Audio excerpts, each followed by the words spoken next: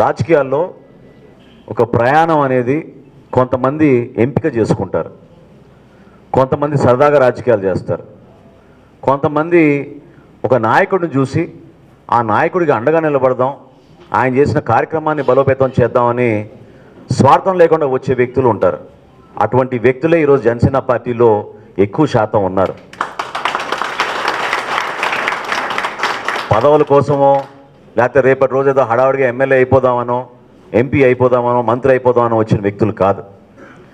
వాళ్ళకు వచ్చే జీతంలో ప్రతి నెల వేల మంది ప్రపంచవ్యాప్తంగా 1000 రూపాయలు, 500 రూపాయలు, 2000 రూపాయలు, 10,000 రూపాయలు, 50,000 రూపాయలు పార్టీకి, జనసేన పార్టీ ఇంకా ఎదగాలనే ఆకాంక్షతోటి పార్టీ నిలబెట్టిన వ్యక్తులు వీళ్ళంతా కూడా. అటువంటి వ్యక్తుల్ని మనం చూసి గర్వపడాలి, కానీ పార్టీలో డిసిప్లిన్ లేకుండా దేని దాన్ని పడితే దానికి మారాల్సిన అవసరం లేదు. ఇక్కడ నియోజకవర్గం నుంచి ఒక వ్యక్తికి సర్వేశ్వరరావు గారికి పవన్ కళ్యాణ్ గారు సీట్ ఇచ్చారంటే అది పవన్ కళ్యాణ్ గారు తీసుకున్న నిర్ణయం. దాన్ని ప్రశ్నించడానికి మీరు కాదు ఇక్కడ ఉండాల్సింది. అది ప్రశ్నించాలనుకుంటే మీరు ఆలోచించండి. పార్టీలో ఏ విధంగా మీరు పార్టీ కార్యకర్తగా నిబద్ధతోటి పనిచేస్తున్నారో మీరు ఆలోచించుకోండి. సమయం వచ్చినప్పుడు, సందర్భం వచ్చినప్పుడు పార్టీలో అంచెలంచెలుగా జరుగుతున్న మార్పుల్లో భాగంగా మార్చాలనుకుంటే పవన్ కళ్యాణ్ గారు ఆ నిర్ణయం తీసుకుని మారుస్తారు. కానీ పార్టీ నుంచి పోటీ చేశాం కాబట్టి పార్టీ కోసమే అంకిత భావంతో పనిచేయాలనే ఆలోచన ప్రతి ఒక్కరిలోనూ రావాలి. దానికోసం మీరు కృషి చేయాలి. ఎందుకంటే పార్టీలో ఎప్పుడు కూడా ఇంతకుముందు కొంతమంది చూసుంటారు విజయనగరం జిల్లాలో ఏ విధంగా పార్టీ బలోపేతం కోసం ఇదే రీతిలో ప్రతి నియోజకవర్గంలో సమీక్ష జరిపి యువకులు ఎవరైతే ఉన్నారో వాళ్ళని గుర్తించి యువతకి నాయకత్వం ఇచ్చే విధంగా కొన్ని నిర్ణయాలు తీసుకుందామని పవన్ కళ్యాణ్ గారు నిర్ణయించారు. ఆ నిర్ణయాల్లో కొంతమందికి నచ్చలేదు, సహజం. ఎందుకంటే వాళ్ళందరూ కూడా భావించింది ఏంటి, మేము ఎప్పటి నుంచో పార్టీని జెండా మోసాం, మరి మమ్మల్ని కన్సిడర్ చేయకుండా నిన్న మొన్న వచ్చిన వాళ్ళని మీరు సడన్గా వాళ్ళకి ఇచ్చారేంటి పదవి అనే భావన కలగచ్చు. కానీ ఎందుకు ఆ నిర్ణయం తీసుకున్నారో మీకు తెలియాలి. కాబట్టి తెలియకుండా మీరు ప్రశ్నించబాకండి. పార్టీలో ఏ నిర్ణయం తీసుకున్నా కూడా, నేను గతంలో కూడా కాంగ్రెస్ పార్టీలో అనేక సంవత్సరాలు పనిచేశాను. నిర్ణయాలు పై స్థాయిలో తీసుకున్నప్పుడు వీలైనంత వరకు అనేక కోణాలను చూస్తాం. సామాజిక కోణాలను చూస్తాం, మహిళలకు ప్రాధాన్యత ఇవ్వాలని చూస్తాం, యువతకు ప్రాధాన్యత ఇవ్వాలని చూస్తాం, ప్రాంతాల వారీగా చూస్తాం. వీటన్నిటిని బేరే చేసుకుని పవన్ కళ్యాణ్ గారు ఒక నిర్ణయం తీసుకుని 30 సంవత్సరాల లోపున్న యువకులకి ఎక్కువ ప్రాధాన్యత ఇద్దాం మనం పార్టీలో ఉన్న పోస్టులకి, వీలైతే మహిళలకు ఎక్కువ దాంట్లో భాగం ఇవ్వమని ఆయన ఇచ్చిన ఆదేశాల మేరకు పార్టీ బలోపేతం కోసం కొన్ని నిర్ణయాలు తీసుకుంటున్నాం. మీరందరూ కూడా ఇంతకుముందు నేను మొన్న సత్యాన్ని కలిశాను, మొట్టమొదటిసారి మత్స్యలేశం గ్రామానికి వెళ్ళినప్పుడు నిజంగా నేను ఆశ్చర్యపోయాను. ఒక యువకుడు, డిగ్రీ చదువుకున్న యువకుడు, మత్స్యకార కుటుంబం నుంచి ఆ రోజు ఎంతో ఆవేదనతోటి నేను మా అన్న, మీ అన్ననే కదా, మీ ఇద్దరం కలిసి వలసకి మెడ్రాస్కి వెళ్ళి ఒక రూమ్లో 18 మంది కలిసి ఒక రూమ్లో బతికి 40 మంది ఒక రూమ్లో మేము ఉండి మా జీవితాన్ని మేము గడుపుకుంటూ ఇక్కడ ఉపాధి లేకుండా మేము బతుకుతున్నాం అంటే అటువంటి సమస్యల గురించి మనం మాట్లాడదాం, అటువంటి యువకుల గురించి మనం మాట్లాడదాం. ఏదో రాజకీయాల్లో మీకు పైన కుర్చీ వేసారా లేదా, మీకు మైక్ ఇచ్చారా లేదా, దాని గురించి కాదు. ఇక్కడ మైక్ ఇచ్చిన ఉపయోగం ఏముంది? నిజాయితీగా ఆ సమస్యల గురించి ఆలోచించి వ్యక్తపరిచినప్పుడు, మాట్లాడినప్పుడు అటువంటి సమస్యల్ని గుర్తించి మనం ముందుకు తీసుకెళ్లాల్సిన బాధ్యత జనసేన పార్టీలో ఉంటుంది. మనం ఈ రోజున ఒక ప్రతిపక్ష పార్టీగా మనం ఆలోచించిన విధానంలో కొంచెం మార్పు రావాలి. బ్యానర్లు కట్టుకున్నంత మాత్రానో లేదా 4 జెండాలు పట్టుకుని మనం సోషల్ మీడియాలో ఒక ఫోటో వేసేసుకుని అద్భుతమైన కార్యక్రమం జరిగిపోయిందని మనలో మనమే ప్రకటించుకుంటే దాంట్లో నాయకత్వం రాదు. ప్రజలు మనతో రావాలి. మనం చేసే కార్యక్రమాన్ని ప్రజలు గుర్తించాలి. అక్కడే మనం పార్టీని ముందుకు తీసుకెళ్ళగలుగుతాం.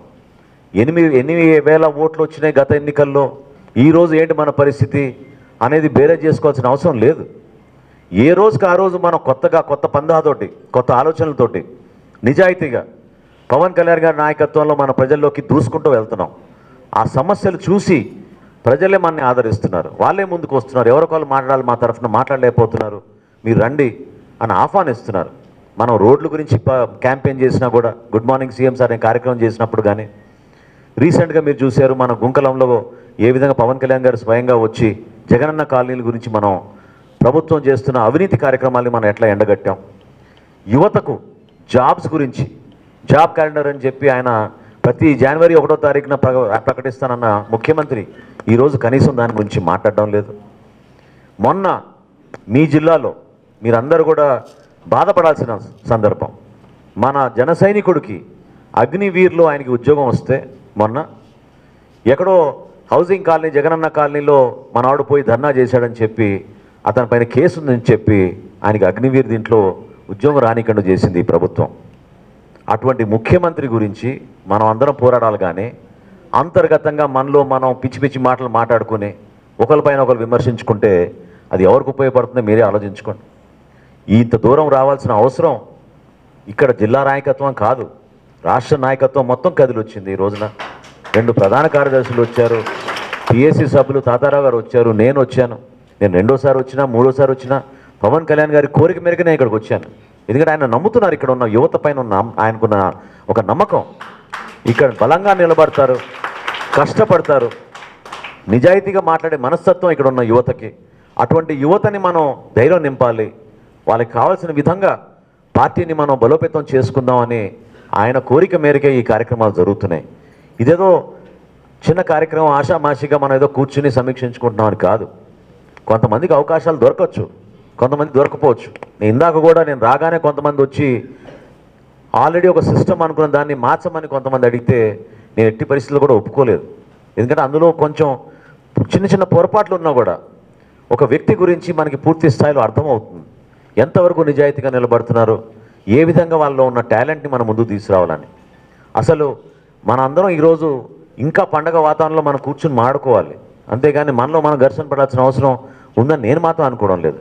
ఎందుకంటే జనవరి 12వ తారీఖున ఒక అద్భుతమైన కార్యక్రమం చేయబోతున్నాం మనం రాష్ట్రంలో.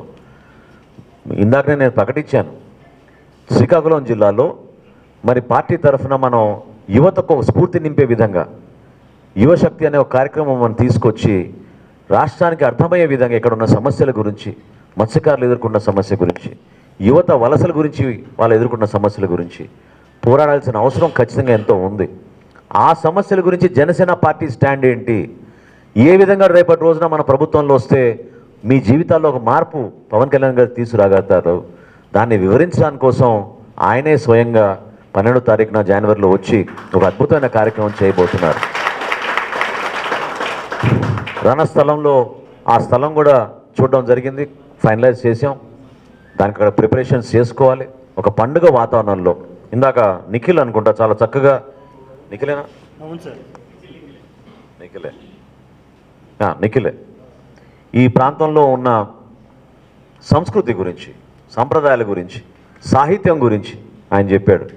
నాకు ఇందాకనే మన చక్రవర్తి గారు గుర్తు చేశారు, ఇక్కడ కేఆర్ మాస్టర్ గారని చాలా అద్భుతంగా ఆయన చేసిన కృషి ఈ ప్రాంతాని కోసం. ఇక్కడ ప్రత్యేకంగా కథానిలయం ఏర్పాటు చేసి ఈ ప్రాంతంలో ఉన్న పుస్తకాలు కానివ్వండి, సాహిత్యాన్ని కానీ ఇంకా పెంచే విధంగా ఆయన చేసిన ప్రయత్నాన్ని మనం గుర్తు తెచ్చుకోవాలి. దాన్ని మనం స్ఫూర్తిగా తీసుకుని, అదేవిధంగా చందమామ పాపయ్య గారు ఎన్నో ఇక్కడ కథలు రాశారు, ఈ ప్రాంతం నుంచి ఆయన వచ్చిన వ్యక్తి. నేను మీకు మాట ఇస్తున్నా ఈరోజు నిఖిల్, తప్పకుండా జనవరి 12వ తారీఖున ఇవన్నీ కూడా ప్రతిబింబించే విధంగా మన సాహిత్యం, మన సంస్కృతి, మన కళాకారులు, మనకున్న పట్టుదల, మీలో ఉన్న పోరాట స్ఫూర్తి నిలబడేటట్టు ఆ కార్యక్రమం అద్భుతంగా చేసుకుందాం జనవరి 12వ తారీఖున. ఎక్కడైనా మీ దృష్టిలో ఎవరైనా ఉంటే పెద్ద మనుషులు, అటువంటి వ్యక్తులు, యువత ప్రత్యేకంగా వాళ్ళని మీరు గుర్తించండి. ఎందుకంటే నేను విశాఖపట్నం ఎయిర్పోర్ట్లో దిగ్గానే అక్కడున్న సిఐఎస్ఎఫ్ కానిస్టేబుల్ నాది టెక్కలి సార్ అని వచ్చాడు నా దగ్గరికి. ఏ ఎయిర్పోర్టు పోయినా కూడా మనం శ్రీకాకుళం నుంచి అక్కడ సిఐఎస్లో కానీ, సిఆర్పిఎఫ్లో కానీ, బిఎస్ఎఫ్లో కానీ మన యువకులు అక్కడ కానిస్టేబుల్స్ గాను ఉన్నత స్థాయిలో ఎదిగిన వాళ్ళు చాలామంది ఉన్నారు. నిజంగా మన జాతికి అంకితమై వాళ్ళు చేస్తున్న కార్యక్రమాన్ని మనందరం కూడా గర్వపడాలి. నిజంగా నేను చెప్తున్నాను, ఎందుకంటే ఎక్కడ చూసినా కూడా మన అగ్నివీర్ రిక్రూట్మెంట్ కూడా మన ఆంధ్రప్రదేశ్ రాష్ట్రంలో ఎక్కువగా జరిగింది మనకి శ్రీకాకుళంలోనే. ఆ విధంగా కుటుంబాలు దేశానికి అంకితమై, తల్లిదండ్రులు కూడా వాళ్ళ బిడ్డల్ని పోషించి పెద్ద చేసి ఏదో విధంగా మీరు ఉపాధి కల్పించుకునే విధంగా మీరు దేశానికి ఉపయోగపడని అనే మాట చాలా తక్కువ మన సౌత్ ఇండియాలో. ఎక్కడ దొరకదు, పంజాబ్లోను, రాజస్థాన్లోను, ఎందుకంటే ఈ బార్డర్ ఏరియాస్ కాబట్టి అక్కడ యుద్ధాలు చేశారు కాబట్టి కష్టాలు ఎదుర్కొన్నారు కాబట్టి ఆ కుటుంబాలు వాళ్ళ కసితోటి వాళ్ళ బిడ్డల్ని ఆర్మీలోకి పంపిస్తూ ఉంటారు. కానీ మన ప్రాంతం నుంచి ఉపాధి లేక ఎక్కడ పోవాలరా బాబు అని మాకు అర్థం కాక పాపం ఏదో విధంగా చక్కటి ఉద్యోగాలు తెచ్చుకుందామని చెప్పి కష్టపడి ట్రైన్ అయ్యి వాళ్ళు ఈ కాంపిటేటివ్ ఎగ్జామ్స్లో కూడా పోటీ చేసి ఆ విధంగా ఉపాధి అవకాశాల కోసం ఎదురు చూస్తున్నారు. నిజంగా బాధ కలిగించిన విషయం ఏంటంటే, ఒక యువకుడు నేను మాట్లాడుతున్నప్పుడు అని అన్న మాట ఇందాక నేను ప్రెస్ కాన్ఫరెన్స్లో ప్రస్తావించాను. మేము ఇతర రాష్ట్రాలకు వెళ్ళి ఉద్యోగాలు చేసుకుంటున్నామంటే ఇక్కడ మాకు ఉపాధి అవకాశాలు కల్పించకపోగా అక్కడికి మేము వెళ్ళినందుకు అక్కడ ఉన్న యువతకు కూడా మేము అన్యాయం చేసిన వాళ్ళం అవుతున్నాం. ఎందుకంటే వాళ్ళ ఉద్యోగాలు మేము తీసుకుంటున్నాం, అది మాకు బాధ కలిగిస్తుందని ఎంతో నిజాయితీగా చెప్పాడు ఆ యువకుడు.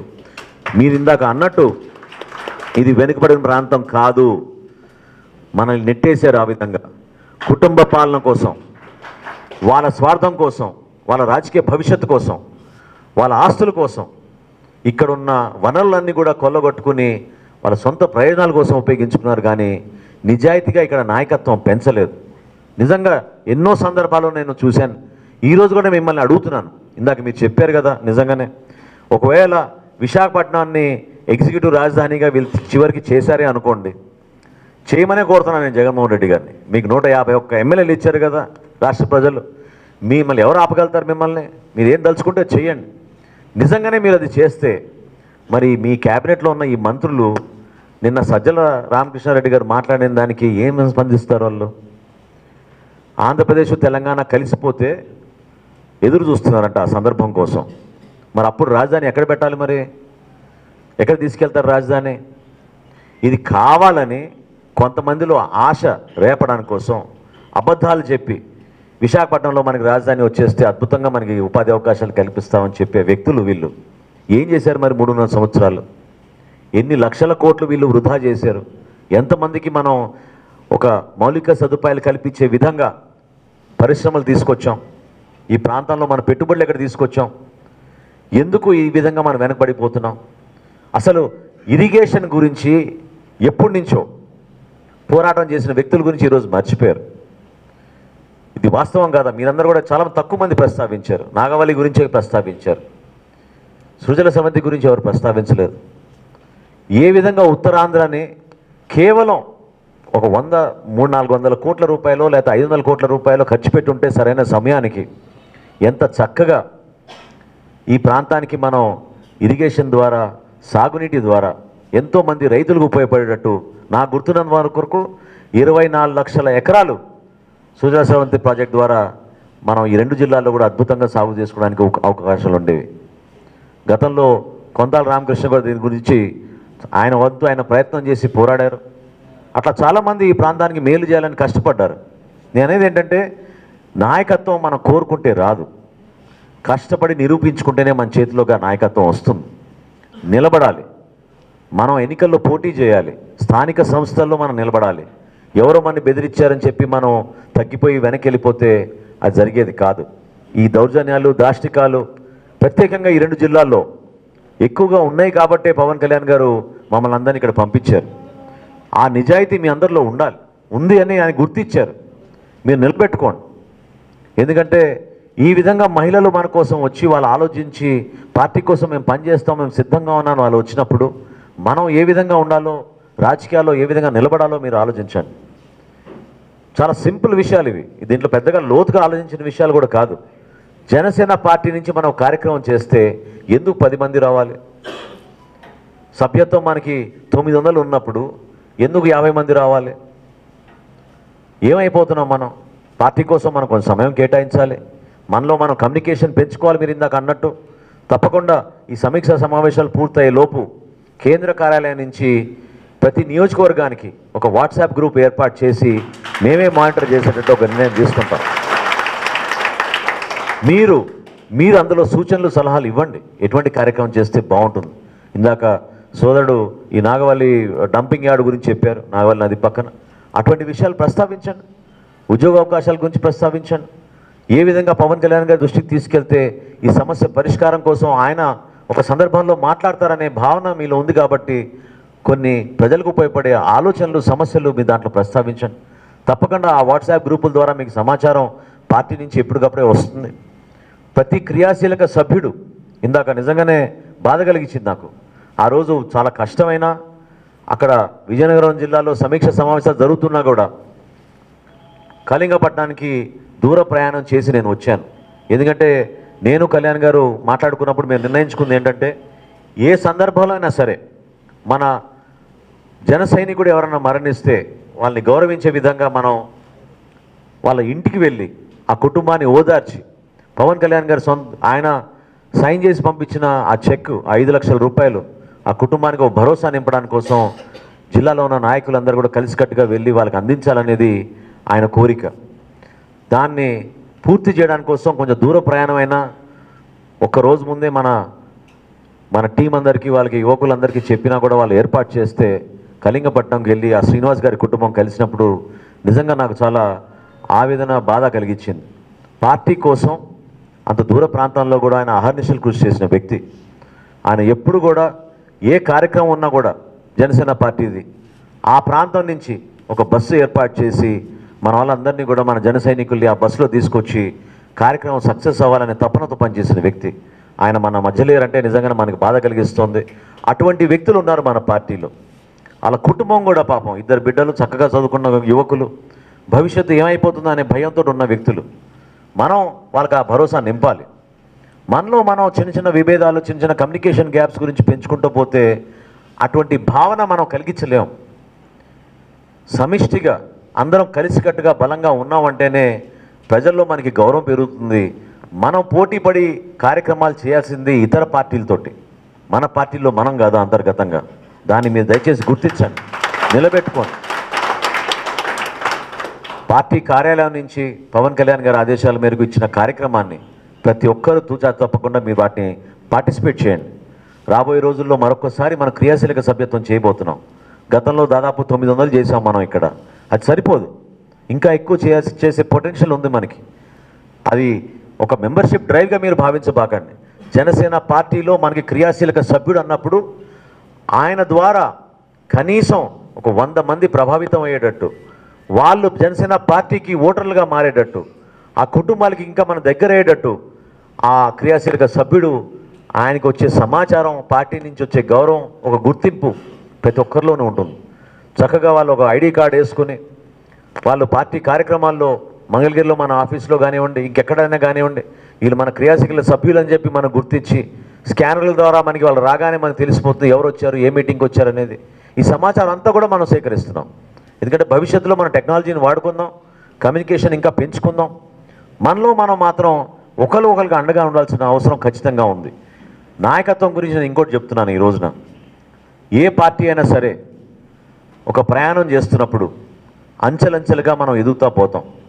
ఒకే రోజున మనకు సడన్గా మనకి ఎందుకు ఈ కమిటీ రాలేదు, ఎందుకు ఇక్కడ మార్పులు రాలేదు, ఎందుకు ఇన్ఛార్జీలు రాలేదు, లేదా ఎందుకు మండల కమిటీలు రాలేదని అనుకోబాకండి. పవన్ కళ్యాణ్ గారు చాలా స్పష్టంగా ఆయన ఆలోచించింది ఏంటంటే, నాయకత్వం ఒక్కొక్క సందర్భంలో సరైన వ్యక్తులకు ఇవ్వకపోతే మనం పొరపాటు చేసిన వాళ్ళం అవుతాం. కాబట్టి ఆలస్యమైనా పర్లేదు, కానీ మంచి వ్యక్తుల్ని గుర్తించి వాళ్ళకి సరైన రీతిలో మనం వాళ్ళకి ట్రైనింగ్ కానివ్వండి, సమాచారం కానివ్వండి అందించి ఆ నాయకత్వం మనతో పాటు కనీసం ఒక 20 సంవత్సరాలు మనతో పాటు ప్రయాణం చేయడానికి సిద్ధమైన వ్యక్తులకి మనం ఆ నాయకత్వం అప్పచెప్తామని ఆయన నిర్ణయం తీసుకుని దానికోసం ఈ కార్యక్రమం చేసుకుంటూ వస్తున్నాం. దాన్ని మీరు దయచేసి అందులో మీరు భాగస్వాములు అవ్వండి. నేను అనేది ఏంటంటే చాలా ఓపెన్గా చెప్తున్నాను. ఇక్కడ మీ ముందే 3 డబ్బాలు పెట్టి మన పేర్లు తీసి వీళ్ళందరినీ కూడా ఇక్కడ కూర్చోబెట్టి వాళ్ళ అవకాశం కల్పించామంటే ఇక్కడ ఎవరో చెప్పిన లిస్ట్ గురించో దాని గురించో కాదు. అదేవిధంగా ఎవరైనా పోటీ చేసిన వ్యక్తులు అయితే రమ్మన్నాను. ఆ జెడ్పీటీసీ అని ఇందాక మాట్లాడారు, మీ పేరేంటి ఉన్నారా? కుర్మారా. సో ఆ జెడ్పీటీసీతో పాటు ఎంపీటీసీలు ఎంతమంది పోటీ చేశారు? సో ఆ విధంగా మనం ఏంటంటే కష్టకాలంలో పార్టీకి ఇబ్బంది కలిగిన పరిస్థితుల్లో కూడా, దౌర్జన్యాలు చేస్తున్న పరిస్థితుల్లో, నామినేషన్ ఫామ్లు చించేసిన పరిస్థితుల్లో స్వయంగా సిఐలు డిఎస్పీలు ఇంటికి వచ్చి జీప్లో ఎక్కించుకుని తీసుకెళ్ళిపోయిన మన అభ్యర్థులు కూడా చాలామంది నిలబడ్డారు, పోటీ చేశారు. అటువంటి వ్యక్తుల్ని మనం గౌరవించుకోవాలి పార్టీలో. ఎందుకంటే మనం కష్టపడి ముందుకెళ్తున్నప్పుడు స్థానిక సంస్థల్లో వీళ్ళు చేసిన కృషి మనం అందరం కూడా అభినందించాలి. ఎన్ని ఓట్లు అనేవి వచ్చినాయని పక్కన పెట్టేద్దాం. ఎందుకంటే నేను చిన్న ఉదాహరణ చెప్తాను మీకు. 2019 ఎన్నికల్లో మనలో ఎంత నిజాయితీ ఉన్నా, సర్వేశ్వరరావు గారు లాంటి వాళ్ళు ఎంతమంది వచ్చిన అభ్యర్థులు, ప్రత్యేకంగా మీ జిల్లాలో శ్రీకాకుళం జిల్లాలో చాలామంది యువతకు పవన్ కళ్యాణ్ గారే స్వయంగా ప్రతి ఒక్కరిని చూసి పిలిచి ఆయనకి గతంలో పరిచయం ఉన్న చైతన్య వీళ్ళందరితో పాటు ఇంకొంతమంది యువతను కూడా దగ్గర పిలిపించి వాళ్ళకి సీట్లు ఇచ్చి బీఫామ్లు ఇచ్చి పంపించారు. దేనికోసం? ఒక పట్టుదల, ఒక స్ఫూర్తి. నిలబడతారు వీళ్ళు రేపటి రోజున, ధైర్యంగా ఎదుర్కొంటారు, పొరపాట్లు జరుగుతుంటే సమాజంలో దాన్ని ప్రశ్నిస్తారనే ఉద్దేశంతో వాళ్ళకి అవకాశం కల్పించారు. అదేవిధంగా మనమందరం కూడా నాయకత్వం తీసుకునేటప్పుడు మన బాధ్యతగా మనం భావించుకుని ఎవరైతే ఉన్నారో ఉన్నంత వరకు వాళ్ళని ఇంకా ముందు తీసుకొచ్చేటట్టు మనం కష్టపడాలి. అంతేగాని చిన్న చిన్న విషయాల గురించి మీరు ఆవేశం పెంచుకుని మనలో మనకి ఇబ్బందులు ఉన్నాయని దయచేసి మీరు ఎక్కడ కూడా ఉపయోగించబాకండి. సోషల్ మీడియా అనేది చాలా డేంజరస్ వెపన్. నేను ఈ మాట చాలా స్పష్టంగా చెప్తున్నాను, ప్రతి మీటింగ్లో ఇదే చెప్తాను. సోషల్ మీడియా అనేది మనం ఒక కమ్యూనికేషన్ టూల్గా వాడుకోవాలి. మనం చేస్తున్న కార్యక్రమాల గురించి దాన్ని 10 మందికి తెలిసే విధంగా మనం ఉపయోగించుకోవాలి. అంతేగాని పరస్పరంగా వ్యక్తిగత ఆరోపణల గురించో ఒకరినొకరు కించపరుచుకునే విధంగానో లేదా కొంతమంది ఫార్వర్డ్ చేస్తున్న అనవసరమైన సమాచారాన్ని మనం దాన్ని ఫార్వర్డ్ చేయడం ద్వారా మనం అనవసరంగా కొంతమంది సమయం వృధా చేస్తున్నాం, మనలో మనకి ఇబ్బందులు కలిగే పరిస్థితులు వస్తూ ఉంటాయి. దయచేసి మీరు ఈ వాట్సాప్ గ్రూపుల్లో మీరందరూ కూడా చేరండి. ఎవరైతే ఈరోజు మీటింగ్ హాజరయ్యారో వాళ్ళందరికీ కూడా సమాచారం వస్తుంది. ఈ 3 రోజుల సమీక్ష సమావేశం పూర్తయిన తర్వాత తప్పకుండా మీ దాంట్లో సభ్యులుగా చేరి మనం రాబోయే రోజుల్లో ఏం కార్యక్రమం చేద్దాం, ఏ విధంగా చేస్తే బాగుంటుందని మీరు నిర్ణయించండి. జనవరి 12వ తారీఖున ఒక అద్భుతమైన కార్యక్రమం చేయబోతున్నాం. దానికి మీరందరూ కదిలి రండి. పార్టీ నుంచి అన్ని విధాలుగా మీకు సమాచారం అందిస్తాం. రాబోయే రోజుల్లో ఇక్కడే ఆ కార్యక్రమం గురించి ఇంకొన్ని వివరాలు పెద్ద నాయకులందరినీ కూడా ఇక్కడ పిలిపించుకొని మీ అందరి సమక్షంలో ఒక చక్కటి కార్యక్రమం చేసుకుని మనం ఆ కార్యక్రమాన్ని ఇంకా ముందుకు తీసుకెళ్లే విధంగా మీ దగ్గర సలహాలు తీసుకుని ఒక మంచి సందేశం ఇచ్చేటట్టు రాష్ట్ర వ్యాప్తంగా యువత కోసం పవన్ కళ్యాణ్ గారు ఏ విధంగా ఆలోచిస్తున్నారనేది తెలియడానికి కోసం ఈ కార్యక్రమాన్ని మీ అందరూ కూడా పాల్గొంటారని మనస్ఫూర్తిగా కోరుకుంటున్నాను. నేను 4 రోజులు ఇక్కడ ఉంటాను. 9వ తారీఖు ఇది, 12వ తారీఖు మధ్యాహ్నం వరకు నేను ఇక్కడే ఉంటాను శ్రీకాకుళంలో. మీకోసమే వచ్చాం, పార్టీ బలోపేతం కోసం వచ్చాం, మన భవిష్యత్తు కోసం వచ్చాను. అది గుర్తుపెట్టుకోండి. దానికోసం మీ అందరం ఇక్కడికి వచ్చామంటే మేము తీసుకున్న నిర్ణయం కాదు, ఇది పవన్ కళ్యాణ్ గారు స్వయంగా తీసుకున్న నిర్ణయం. ఇక్కడ వచ్చి మిమ్మల్ని అందరినీ కలిసి మీతో మాట్లాడి ఇక్కడ నాయకత్వాన్ని గుర్తించి రాబోయే రోజుల్లో మీ అందరికీ ఒక మంచి భవిష్యత్తు ఉండేటట్టు, పార్టీ కోసం ఇంకా మంచి రోజులు ఉండేటట్టు, దాన్ని అంకిత భావంతో పనిచేసేటట్టు, డిసిప్లిన్ విధానంలో ఉండేటట్టు దయచేసి మీరు ఒక ప్రయత్నం చేయండి. వ్యక్తిగతంగా నేను ఎవరిని కూడా ఒక మాట అనను, అది నా సహజ లక్ష్యం. ఎందుకంటే కష్టపడే మనస్తత్వం ఉంటే మీలో ఆ గుర్తింపు ప్రతి ఒక్కరికి వస్తుంది. నిలబడండి. మీరు కష్టం మీరు ఇందాక ఎవరో అన్నారు, మేము నలుగురం ఇక్కడ పనిచేస్తున్నాం, మీ సమాచారం అందుతుందో లేదో అని. చాలా మీరు పొరపాటు పడుతున్నారు. రాష్ట్రంలో జరిగే ప్రతి కార్యక్రమం కేంద్ర కార్యాలయానికి ఆ సమాచారం వస్తుంది. అనేక విధాలుగా వస్తాయి. మీడియా ద్వారా వస్తుంది, సోషల్ మీడియా ద్వారా వస్తుంది, మనకున్న నాయకత్వం ద్వారా వస్తుంది, పార్టీలో ఉన్న మన నాయకులు కానివ్వండి, పార్టీలో కేంద్ర కార్యాలయంలో ఉన్న ఎంప్లాయీస్ కానివ్వండి, వీళ్ళందరూ మానిటర్ చేస్తూనే ఉంటారు పరస్పరంగా. ప్రతి జిల్లా నుంచి సమాచారం తెప్పించుకుంటారు. వీటన్నిటినీ మళ్ళీ పవన్ కళ్యాణ్ గారు ఒక సందర్భాన్ని బట్టి ఆ సమాచారం పిలిపించుకుని చూస్తారు ఆయన స్వయంగా. మీరేదో అనుకుంటున్నారు పార్టీ ఏదో నడిచిపోతుంది, ఎవరు పట్టించుకోవడం లేదు. చాలా పొరపాటు. అది చాలా సుదీర్ఘంగా ఆలోచించుకుని సూక్ష్మంగా ఏం జరుగుతున్నాయి, ఏ సమస్యలపైన మనం దాని గురించి పోరాడాలి, పార్టీ ఎటువంటి నిర్ణయాలు తీసుకోవాలని చూస్తూనే ఉంటాం. మీరందరూ కూడా ఆ ధైర్యం నింపుకోండి, తొందరపడబాకండి. ఏదో నలుగురు చేశారు కార్యక్రమం తప్ప మా కార్యక్రమం రాలేదని అనుకుంటే మాత్రం పొరపాటు. మీరు చేసే కార్యక్రమం ప్రజల్లో ఆదరణ వచ్చేటట్టు, గుర్తింపు వచ్చేటట్టు ముందు అడుగు మీరు వేయండి. తదనంతరం ఆటోమేటిక్గా కేంద్ర కార్యాలయం నుంచి మనం చేస్తున్న అనేక సోషల్ మీడియా అకౌంట్స్ నుంచి మీకు కూడా ప్రోత్సహించే విధంగా వాటిని ఫార్వర్డ్ చేసి ఇంకా పుష్ చేస్తూనే ఉంటారు. దాన్ని మీరు గుర్తుపెట్టుకోండి, నిలబడండి. ముందు అసలు మనందరం కలిసికట్టుగా అద్భుతమైన కార్యక్రమం రాబోయే రోజుల్లో చేయబోతున్నాం. ఆ జనవరి 12వ తారీఖు ఆ మీటింగ్ కోసం ఎక్కడ కూడా మనలో మనకి చిన్న చిన్న విభేదాలు కానివ్వని, మనలో ఆలోచనలు వేరే విధంగా కాకుండా కలిసికట్టుగా చేసి అద్భుతమైన కార్యక్రమం చేసే విధంగా మనం ముందుకెళ్దామని మనస్ఫూర్తిగా నేను కోరుకుంటూ, ప్రతి ఒక్కరికి సహకరించినందుకు, ఆహ్వానించినందుకు అద్భుతమైన ఆహ్వానం పలికారు. నేను కూడా అదే స్ఫూర్తితో ఇక్కడికి వచ్చాను. ఎందుకంటే ఒక కొత్త నాయకత్వాన్ని మనం తీసుకొద్దాం, ధైర్యంగా ఈ వ్యవస్థని తరిమి కొట్టే విధంగా, ఒక మార్పు తీసుకొచ్చే విధంగా, పార్టీని ఇంకా బలోపేతం చేసే విధంగా మనం అందరం కృషి చేద్దామని చెప్పి ప్రత్యేకంగా నేను రావడం జరిగింది. దాన్ని మీరందరూ కూడా ఉపయోగించుకోమని నేను మనస్ఫూర్తిగా కోరుకుంటూ సెలవు తీసుకుంటాను. జై జనసేన.